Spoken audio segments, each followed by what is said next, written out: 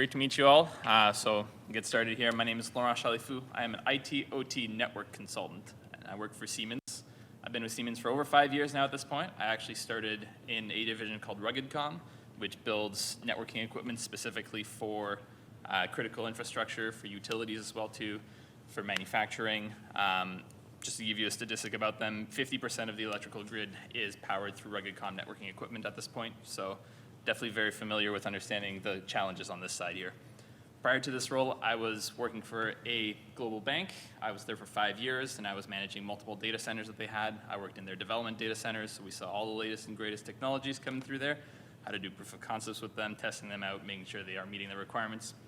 We had 2 different vendors of firewalls, one behind each other, just to give you an idea of how critical these systems were. So we wanted to make sure that even if there was unknown vulnerabilities in one system, it was also still protected with an additional layer of security. In this specific role here, I've been assisting with some of the different designs, some of the installations, helping with optimizing these different systems. This role for me now is mostly focused on the manufacturing side, so it's definitely been interesting to kind of see the 2 roles and how well they're starting to amalgamate in terms of security as well too.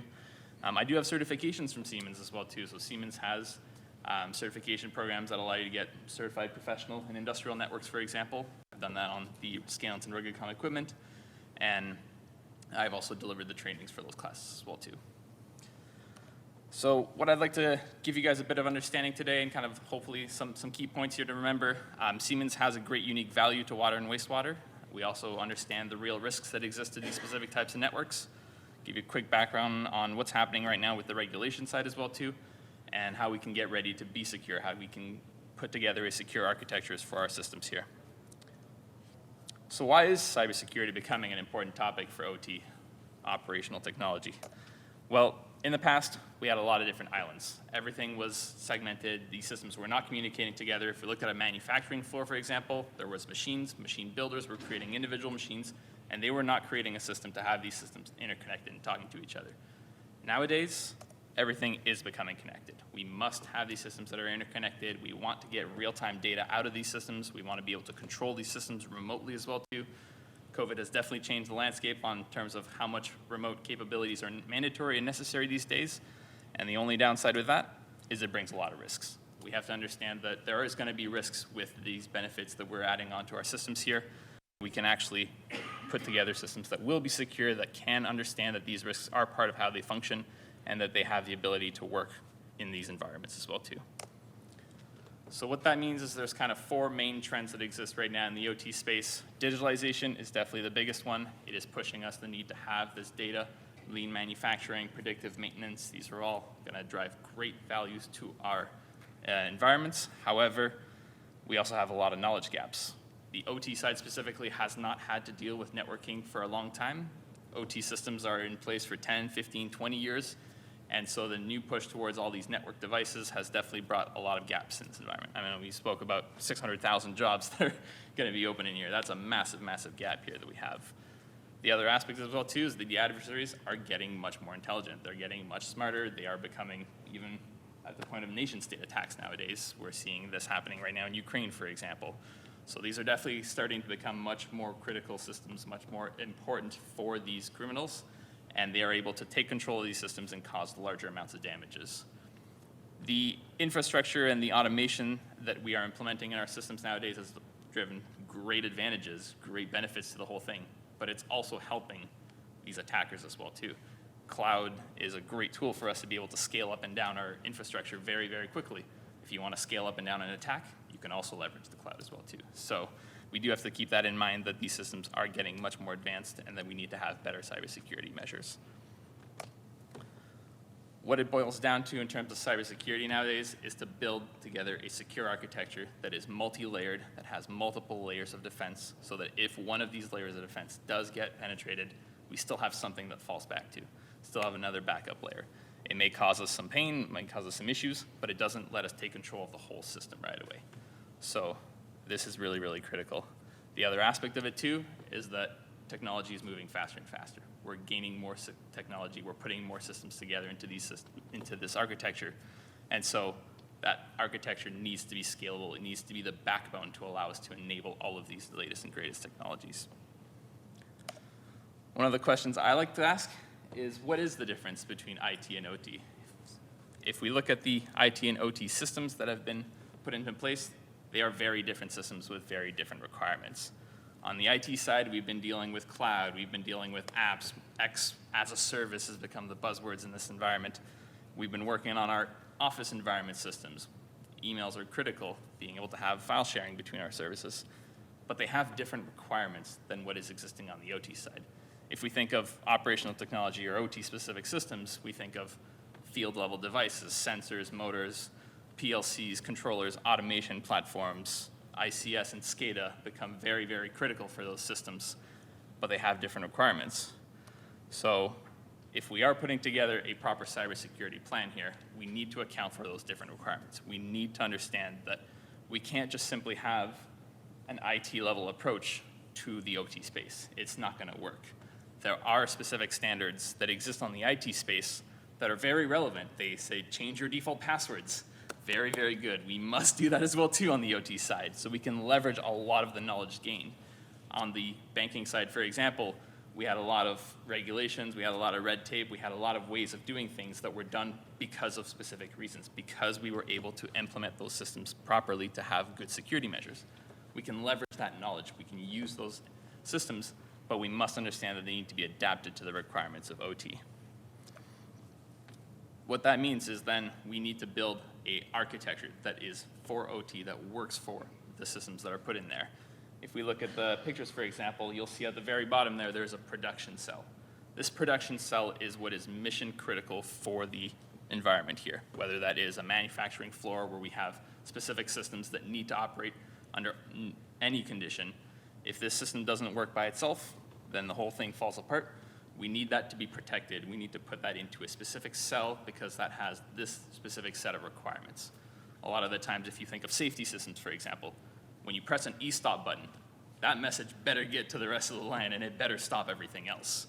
That system is mission critical, it has real-time requirements, and therefore it needs to be within an individual cell. The rest of the plant network then becomes a backbone for this data sharing, for these abilities to run other systems like SCADA, for example. If it comes down to it, our SCADA system is a very nice piece to the whole puzzle. It makes a lot of things work great together. But if we disconnect that system because we have a ransomware attack, that production cell operates by itself. It runs. It's not going to be fun. You might have a lot of manual work to do it, but you have a playbook, and you know exactly what that playbook looks like, and it says that we're going to do this, this, and this, and this. We don't have time to think when there's a ransomware attack. We pull out the playbook, we pull out the flowcharts, we follow through with what it is. We have even patent solutions nowadays at Siemens where we actually have real-time responses to those kinds of events where you will disconnect the systems, whether that's firewall rule changes that are at the production cell all the way to killing the power on specific devices. So we really want to make sure that this architecture is built for the applications that are in the OT space, as well as being able to understand the requirements that are there. So what does that mean? There's some collaboration that needs to happen here. IT has great solutions. IT has been dealing with cybersecurity for a while. The OT space has not, and the OT space is needing to catch up very, very quickly. We can leverage the knowledge that exists on the IT side, but having the requirements like availability in milliseconds when we think of PLC cycle times, for example, that's very different than my email got there 30 seconds later. Those are going to need to be accounted for. So one of the interesting type of topics as well too that I've gotten into is really asking the management teams, how much does the cybersecurity information you're fed is applicable to the specific OT environments? I've heard so many times during board meetings where on the IT side they've come in and says, yes, we do patch management, yes, we have multi-factor authentication. I have yet to see multi-factor authentication implemented on OT systems consistently across the board. We have seen way too many Windows XP machines that are still out there operating 24/7, day in, day out, because they operate a multi-million-dollar CNC machine. We need to still account for the ability to use that CNC machine. We need to put together remediating actions that are going to protect that specific Windows XP machine, but OT still needs that Windows XP machine. So that's why we need to understand that some of these requirements are not going to apply very well. The board meeting where we say we have 75% of patches applied to all of our systems, the problem is that 25% is the most critical part of that enterprise. the manufacturing floor is where those gaps exist right now. The IT/OT firewall has become kind of that one point at which we say, well, downstream from here, OT is responsible for that cybersecurity approach. IT is mandated to apply that cybersecurity approach to this space, but they have had a lot of pushbacks. They've had a lot of arguments about the whole thing, and so we need to make sure that we have both sides at this table, both sides that are understanding what the requirements are. Another interesting topic that I've run into lately has been cybersecurity insurance. A lot of the times, I actually went to a provider of cybersecurity insurance and I asked them, what were your requirements? Because my customer here is wanting to get cybersecurity insurance. We want to understand and make sure that we meet those requirements with the systems that we're designing and putting in place for you. And a lot of the times, it's a list of IT requirements. It's multi-factor authentication that isn't usable on a system that has been put in place 15 years ago. And yet, these policies are being bought, these policies are being used, and then when there is a ransomware attack that takes that over, forensics analysis comes in and says, you guys didn't meet these requirements, your policy is null and void. Buying the cybersecurity insurance is not working because these systems are not meeting their requirements. So, what are the real risks to water and wastewater? Well, in the past 5 years, just as a quick snapshot in it, these attacks have not slowed down. They've only gotten bigger, they've only gotten more important. If we look at, for example, in 2021, the SolarWinds attack, that to me was a very, very interesting one. Who's heard of the SolarWinds attack? That is awesome. Hey, great background on this knowledge here. Yeah, so I mean, that was very, very eye-opening to say the least, where we trusted our different suppliers, for example, and yet that's how they got in. So we really need to understand how we can make sure that we protect ourselves from these kinds of risks. If we look at Colonial Pipeline, who had heard about Colonial Pipeline before they were in the news? a couple, okay. That's a lot more than what I've normally run into. So yeah, Colonial Pipeline definitely became a big topic in the news because of that ransomware attack as well too. It seems to be a theme with ransomware. 90% of OT events, or OT cybersecurity events, are ransomware these days, by the way. Very, very important topic. So yeah, it has definitely had a lot of big implications, even from a personal side. If you are a Colonial Pipeline engineer, you now have a little bit of a black mark on your resume. So it doesn't always have to be a threat to that specific company, to that specific brand. It could also literally affect your own specific brand here too. Geopolitical tensions have definitely increased the cyber risk. If we just look at, for example, Ukraine nowadays, a lot of different power shutdowns on Christmas Eve that have occurred. Definitely no good. And if we think about some of the newest attacks, for example, the in-controller or pipe dream that has been going on with the liquid natural gas infrastructure, the one thing that's very, very interesting about this specific attack here is that it uses OT-specific protocols. It was targeted specifically at OT. It's not just a general ransomware attack that takes control of the different systems here. It targeted PLCs. It targeted the different asset owners that we have listed here, for example. Siemens was not in that list, by the way. Siemens has put some good cybersecurity approaches to our product designs that have helped us not get attacked by this one, for example, here. And like I mentioned earlier, automation is also empowering these attackers. Ransomware as a service is here. We have web scrapers that collect information from LinkedIn. That information automatically gets into phishing emails that are targeting you specifically, pulling in information that they could find about you on the internet.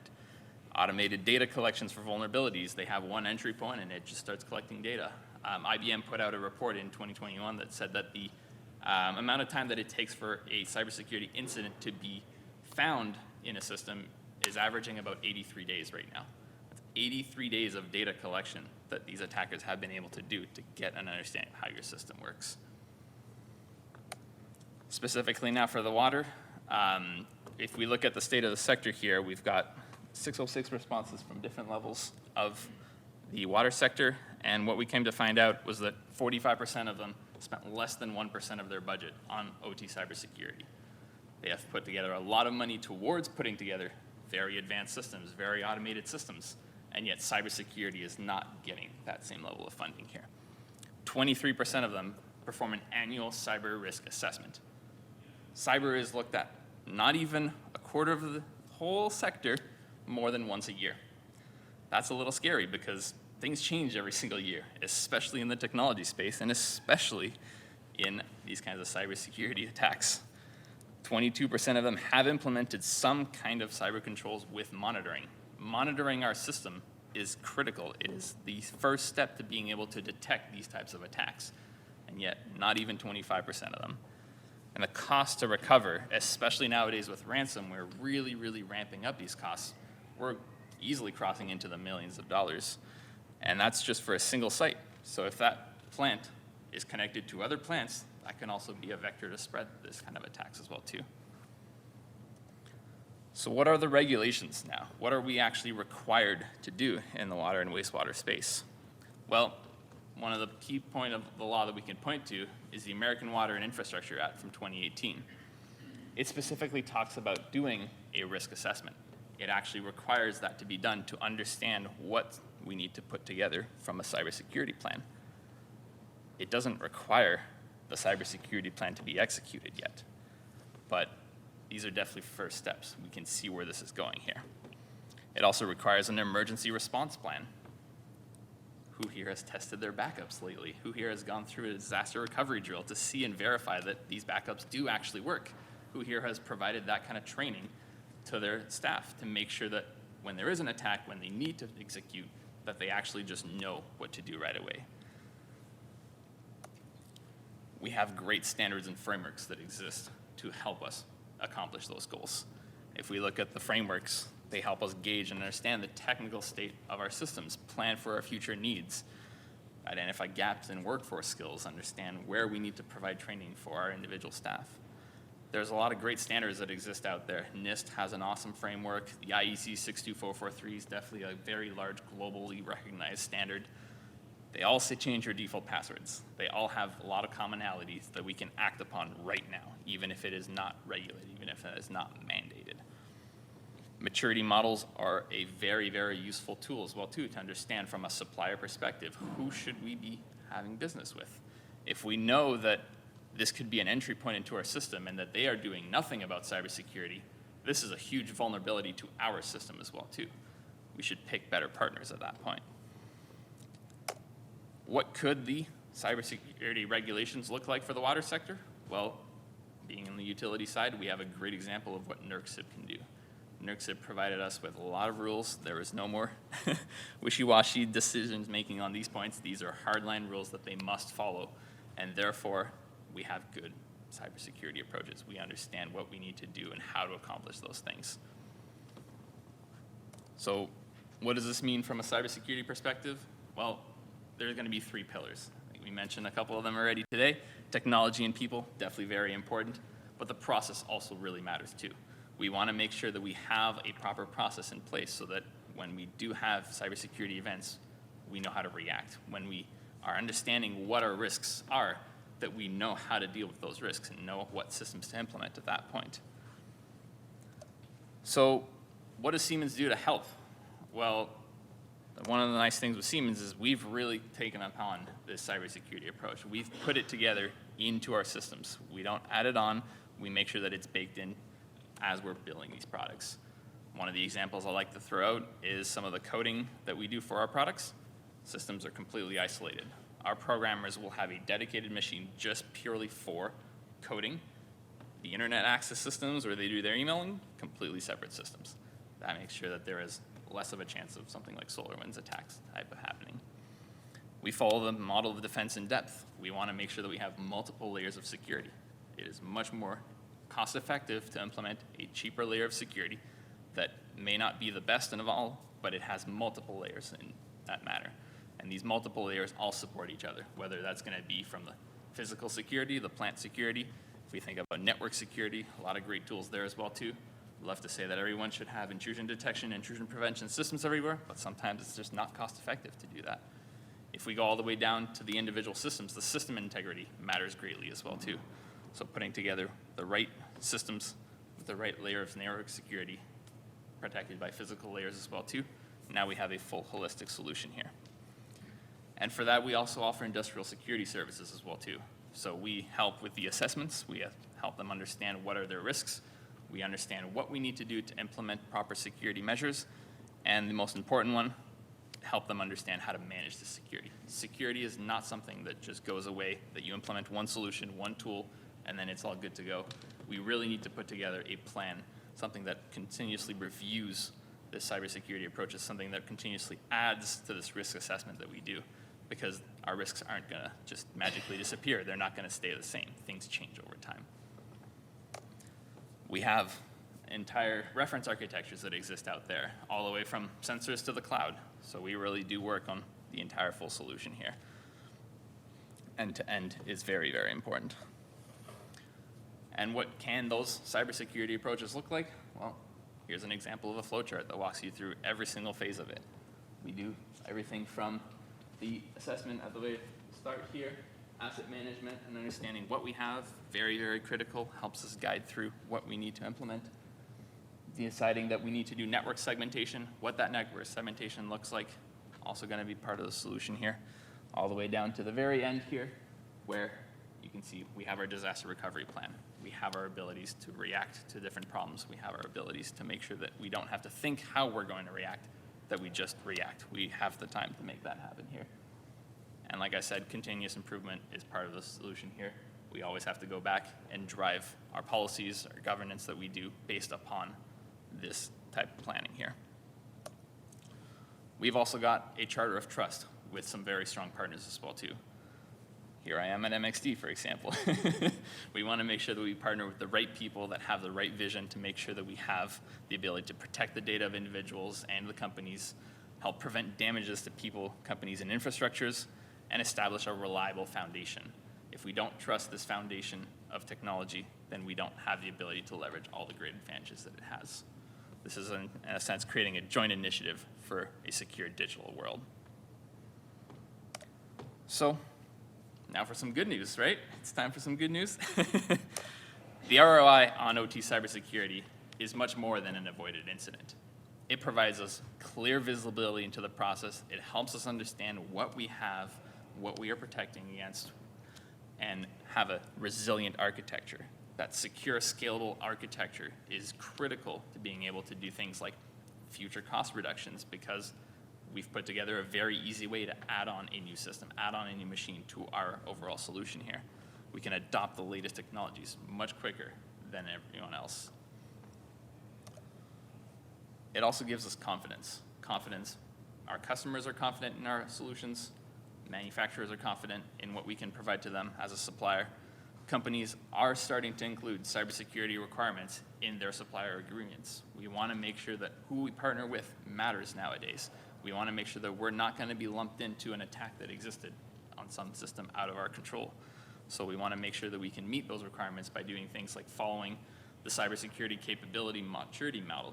This helps us understand exactly where our partners are at, what are they lacking in, and how we can make sure that we can remediate that additional risks to our business here. It was developed by the Department of Energy, specifically for the utilities. It has definitely grown into a much bigger thing nowadays where anyone can use these, but it's definitely very, very important to remember that we can use these models to make sure that we all have a secure digital world. So I'm going to open it up to questions here. If anyone's got any questions about the topic, hopefully that gives you a good background understanding of the system here. All good? Awesome.